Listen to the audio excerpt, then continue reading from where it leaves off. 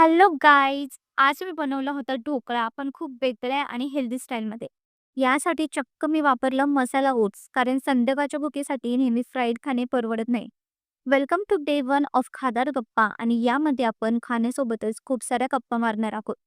मी oats मिक्सरमध्ये बारीक करून त्यात रवा, बेसन, दही टाकलं, मीठ आणि हळद टाकून मिश्रण छान एकजीव करून घेतलं आणि शेवटी त्यात थोडं सोडा टाकून पुन्हा एकदा मिश्रण फुलून येईपर्यंत हलवत राहायचं. मग पातेल्यात तळ्याला पाणी टाकून मिश्रण 15 मिनिटे वाफवायला ठेवायचं. मला लकीली आज दारावर आंबट चुका मिळाला आणि मी आता याचा दालचा करणार आहे. तुम्ही पण दालच्या भाताचे प्रेमी असाल तर मला कमेंटमध्ये नक्की सांगा. आता फोडणीसाठी तेलात मोहरी, मिरची घालून गॅस बंद करायचा आणि हा साखरेचा गोळ त्यात टाकायचा.